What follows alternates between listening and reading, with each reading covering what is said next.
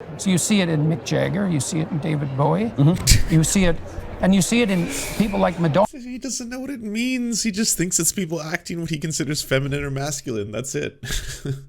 Madonna as well, because Madonna had a hard edge, you know, that was very masculine, and all the Marvel superhero women have That doesn't make Madonna gender fluid. Oh, you know, Mick Jagger is apparently a little bit feminine. There are a couple times when I certainly was confused while watching his dancing and singing, and it evoked something in me, something carnal, but at the same time I knew that he was a man, so clearly this is gender fluidity.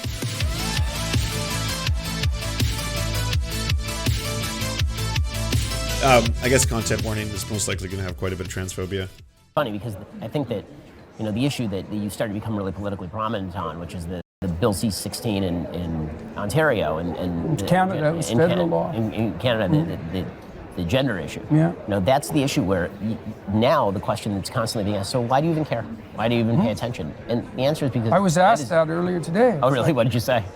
I'm not letting the cat have my tongue. Yeah. It's like it has nothing to do with gender as far as I'm concerned, or that's peripheral in some sense. So the accusation, why do you care? Fair enough. It's like, you know, in some way people can go to hell in a handbasket if they're inclined to. Now, I would rather have that not happen, but people are, what would you say, doomed to their own autonomy. But I'm... So instead of listening to Kermit lie about what Bill C-16 is, because we've been doing it for a while, we should go to the bill itself. So, the following non-exhaustive list of potential impacts on the rights and freedoms guaranteed by the Charter is presented to assist in informing the public and the parliamentary debate. Promoting Charter values. Adding gender identity or expression to Section 2 and 3 of the Canadian Human Rights Act, and Section 318 and 718.2 of the Criminal Code, consistent with core values which underpin the Charter, including equality, respect for diversity, human dignity, liberty, and autonomy. These provisions would expressly recognize that everyone, including transgender and other gender-diverse individuals, should have an equal opportunity to live and work in an inclusive society free from discrimination and violence. Does that sound controversial to you? Does that sound like something that you should like change your entire career, or base your entire career, I should say, on upholding? Like, he lied to everyone and it worked. Like, that's the fucked up thing about conservatives. They can lie about things like CRT or what exactly was in Bill C-16 to be like, before you know it, they were asking for me to say Z and Zer, and I didn't want to do it. The cat had my tongue, you see. I'm not saying words that other people want me to say. And the idea of compelled speech is like, the bill was this much about gender. Right. And it was this much about... Right. Oh yeah, the government's going to tell me what to say. Hey, but now they're regulating what therapists can say. Therapy sessions. This is interesting because to me, the problem with a lot of this is less a free speech issue, even though I'm on the same page with you. And to me, it really is a fundamental truth issue, meaning that yeah, you're trying to force me to say something I don't want to say. But to me, the fact that what you're trying to force me to say is so innately opposed to. Okay, I have to go back because apparently we were skipping something over, which he said that there was the one we just mentioned, which was number 1, promoting Charter values, which was talking about gender expression, which is small, and then the rest is massive, apparently. So there's just going to be this massive thing underneath it. The massive thing underneath it is the rationale and the other 2 clauses, which are the freedom of expression of the Charter. Clause 3, which would amend the definition of identifiable group in the Criminal Code to include gender identity or expression. It basically changed the ability, or added, the ability to include gender identity expression in things that would be considered protected identifiable groups in Canada. It's not what he's telling you. It's not they're going to send people to jail if you don't use proper pronouns or if you don't recognize xenogenders or things like that. Ringmaster Elegy, thank you. I got to thank you, and I got to thank someone else who's in the other chat. I'll get back to it after. Oh, and can everyone give the Antifada a follow and a big thank you for their raid and their awesomeness? Both of which are pretty awesome. Anyways, this one, the proposed amendment would expand the scope of the expression that would be criminalized by the Criminal Code, hate propaganda offenses, to include expression of hatred towards identifiable groups on the basis of the group's gender identity or expression. So unless you're planning to do hate speech, like unless you were really excited to do hate speech against trans people, Bill C-16 does not apply to you. And hate speech is not the same as misgendering someone. Hate speech is not the same as even saying I refuse to say Z or Zer. Because, yeah, you could just say the person's name. You're not being limited there either. Like, again, completely lying to you. This is the rationale for that decision. The final decision, Clause 3 would also impact Section 7 of the Charter, which protects against deprivations of life, liberty, or security of the person. As in, yes, you cannot do unreasonable actions towards protected groups. A criminal prohibition that can punish with a sentence of imprisonment deprives individuals of the rights to liberty must respect the principle of fundamental justice. Like, again, with rationales, none of this is what he talks about. He lied about the whole thing being about compelled speech. He lied about the whole thing being a free speech issue. And just like people got scared about CRT, like everyone was so deathly afraid, like, oh, CRT is going to be taught to my children in schools. Oh no, what happens when my child learns that he's should be ashamed to be white? How will I like try to make him not feel bad or anything like that? No. All lies, not being told to kids in elementary school, and all lies. Jordan Peterson was not crusading against compelled speech, despite the fact that every single other academic in the dark weeb who he talked to about this was completely like on board with this. Like they were all there, and every single one of them was taking it in.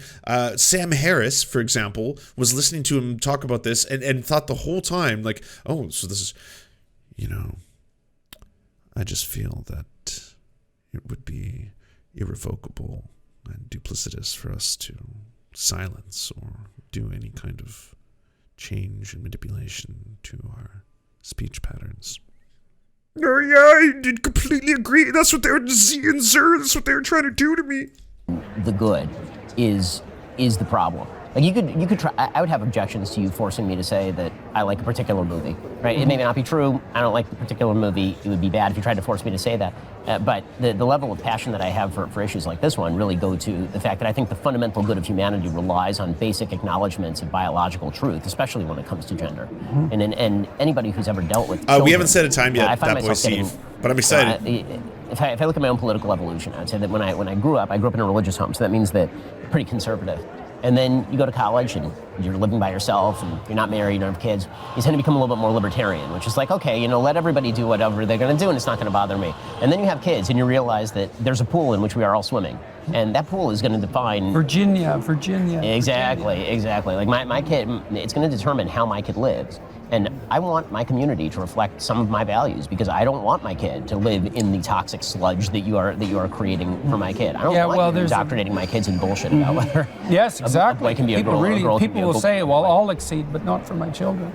Yeah. And that's what Virginia demonstrated. It's like, you can come after me, but you come after my kids, and that's a whole different story. It's so fundamentally opposed to everything true, and the fact that and that's the insistence. The insistence isn't that people be treated humanely or be treated decently. The insistence is that your vision of yourself be reflected by me in defiance of baseline reality and in order to redefine...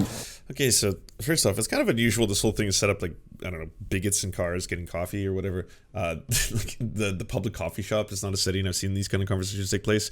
And yeah, it is honestly just about basic human decency. If he's referring to the same thing he was referring to before, yeah, calling people by the proper pronouns, not a big ask. Not a big ask. And Ben has like intentionally been on the other side of that since the start. Like his first big TV appearance where he was intentionally misgendering someone and saying, it's like, I refuse to call you she, her. I have to call you he, him. It's just biological imperative. And just going off about that. Like, yeah, you're not just following basic human decency of being, recognizing what someone wants to be referred to as. It's like, oh, hold on. And now I'm an atheist. Sorry, I've been helping de-radicalize some anti-racist racist. I noticed a JP video from 5 days ago with 1 million views about my hometown in London, so I noticed it. And the 1 million views in 5 days, his spiel in the video is leaning hard into scripturism. Oh, he's always been that way. He's always been pretty close to, like, you know, flirts with, I'm not a Christian, okay, but at the end of the day, I want to use a few, you know, passages from the Bibles to explain what I'm talking about. Sorry, let's go back to this. How society as a whole works. Well, a lot of it's murky thinking. You know, if someone asked me, do I believe that there are gender fluid people? I would say yes. And I would say a young man who... Whoa, all right. Is this progress? Who's gender fluid. I know what he's like temperamentally. He's high in agreeableness. He's high in neuroticism. So he has a feminine temperament. He's more interested in people than things. And he's extremely high in openness. And so his temperament is fluid. He's So the idea that it could be like A fluid gender, someone who has either multiple genders or is fine with their gender changing or isn't defined by having a static form of a gender. Okay, based on that and those characteristics, I'm now going to assign very rigid markers on what should be recognized there. Genius. Creative, and so he's one thing one day and one thing the next.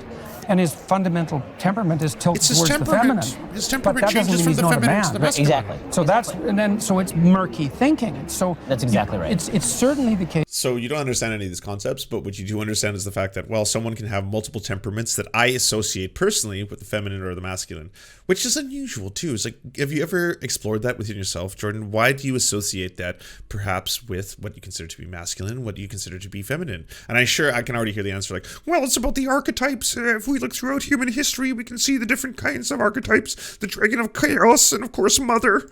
Is that 1 out of 10 women, now it depends on where you put the cutoff, say, but you could say with reasonable certainty that 1 in 10 women has a masculine temperament and 1 in 10 men has a feminine temperament.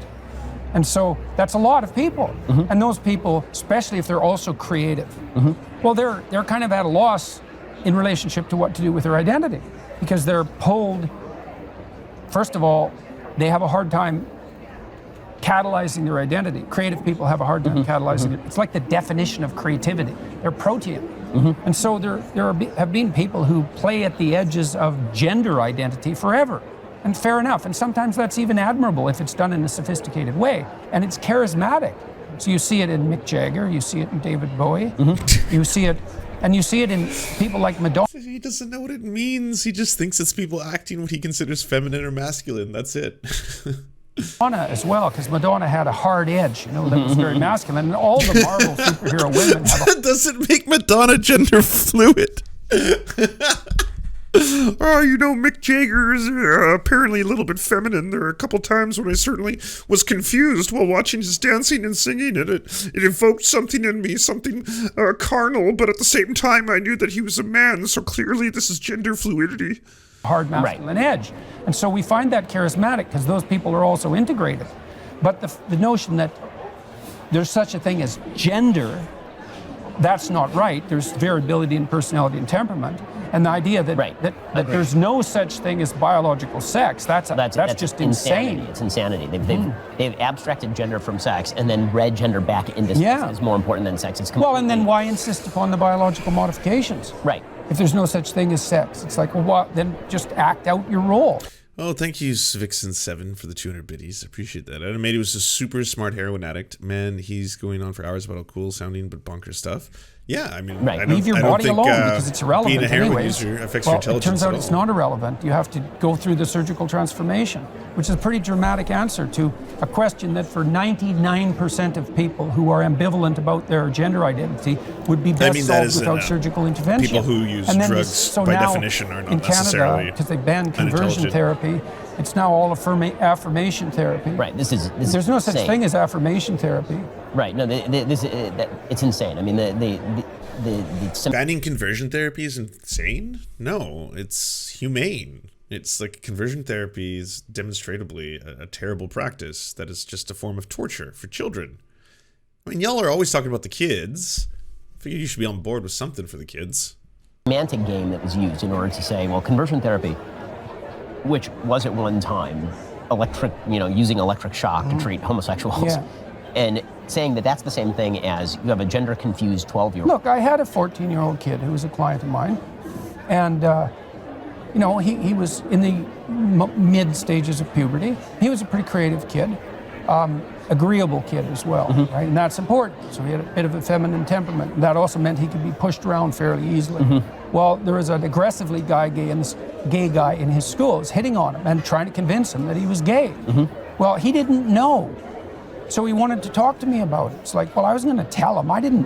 What the hell do I know about this kid? Exactly. And I wanted to hear what his problems were and how it might be sorted out, what he wanted. And like that's what you do in therapy, is you help people sort out their problems. Now this idea is you come to me with an axiomatic claim, whatever it is about your identity, and my job is to rubber stamp it. It's like, that's not, I'm not a therapist then. So this is not only insane. So my tutorage and my aid ends where I do not believe that this is a real thing. Where my bigotry begins, my job as a therapist ends. That's good to know. Interesting. Insistence.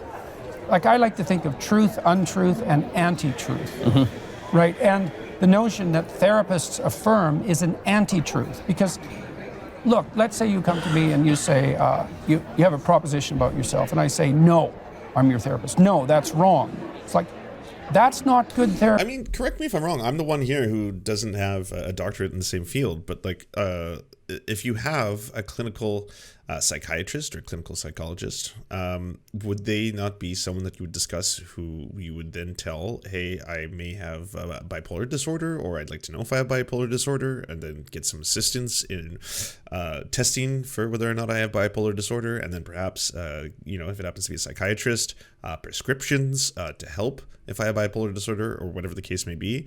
Would that not fall within your purview? Because to me, I think it feels like the idea of dysphoria you don't agree with, because you don't. I agree with that as a concept. So you're trying to say that at a certain point, you're not going to do your job because that's one thing that you find is beyond the pale. But neither is you have a proposition about yourself and you're disturbed enough to come to a therapeutic session, and I say, yes, you're right. It's like, I don't know if you're right. And if you're so right, why are you here? Like, what are we talking about if you're already right? It's a destruction of basically the only form of therapy that we know to work. Yes, cognitive behavioral therapy is all about saying that so are the rest of them. They're all this is one of the things that's interesting about clinical psychology. Every single school of psychotherapy is predicated on the idea that free expression of thought, or the free transmutation of behavior, is curative. And it's true with cognitive behavioral therapy, just like psychoanalytic therapy. It's all the same thing. And also the other axiom of therapy is voluntarily expose yourself in measured doses to what you're afraid of. And so that's an interesting thing, because the psychoanalysts believed when the behaviorists first came up with exposure therapy, they had it formulated wrong. They thought you learn to be afraid. So you're normal, and then something hurts you, and then you learn to be afraid of it. This is so utterly bizarre. Like, would you ever go to a doctor for anything else and be like, oh, excuse me, I have a broken arm? And be like, oh, I'm not here to affirm that. Like, no, I'm hoping you can help me. It's like, yeah, but I'm not going to affirm that you have a broken arm. It's like, okay, could you test for that then? Do you have an x-ray or something? Like, when does anyone ever suggest that? That's wrong. You're always afraid, except when you learn not to. So they had it exactly backwards neuropharmacologically, and it really matters. This matters. That doesn't mean you can't learn some fears. You can, but... Ben's just like, I am just basking in the incredible glow from the giant, the titan before me, changing minds, mine especially. Mostly you unlearn terror, right? So children are afraid to get away from their mother. It's because they're afraid of the entire world.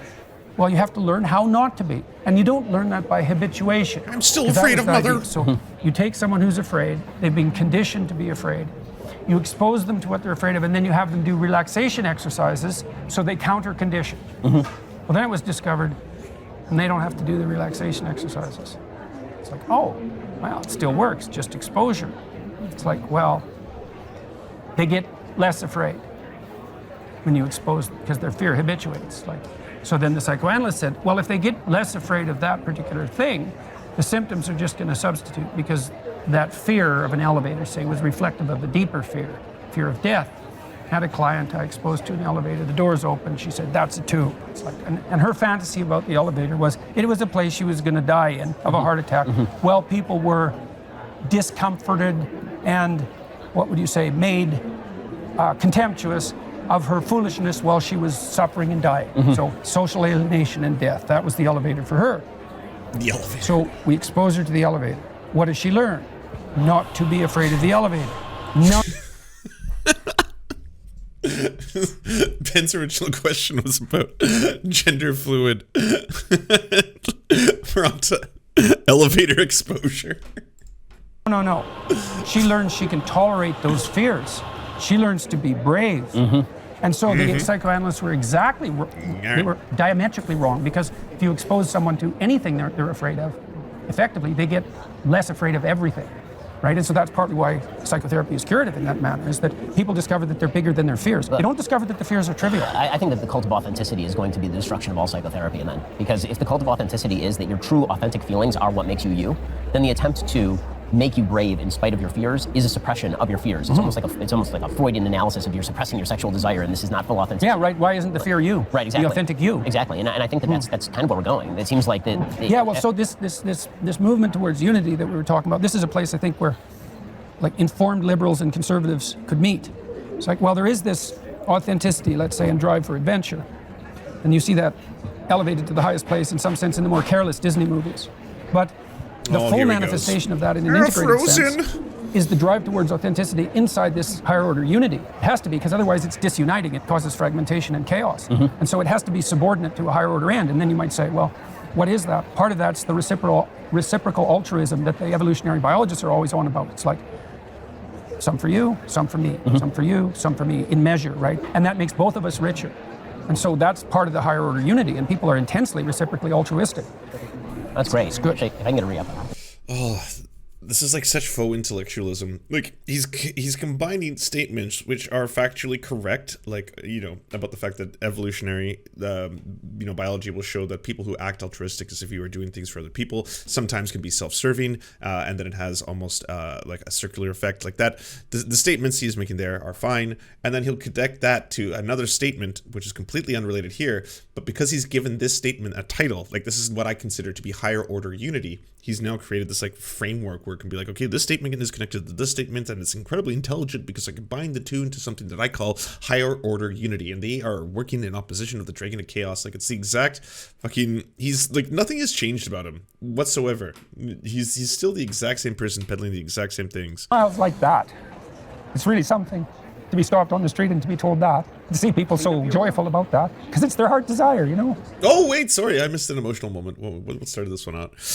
Small with Twitch, thank you very much. Still waiting for JP to connect his nonsense to the lobsters. Oh, we're getting there. Just wait. He's revitalized that. So when he wakes up, he's not free. He doesn't have any strings on him anymore, but he's already existing in a harmonious relationship with his father.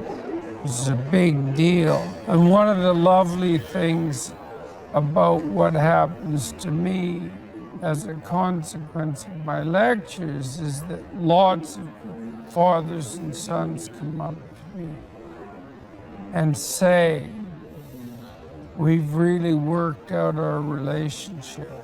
It's like, and they're both like, you never seen smiles like that. It's really something to be stopped on the street and to be told that. To see people so joyful about that, because it's their heart desire, you know?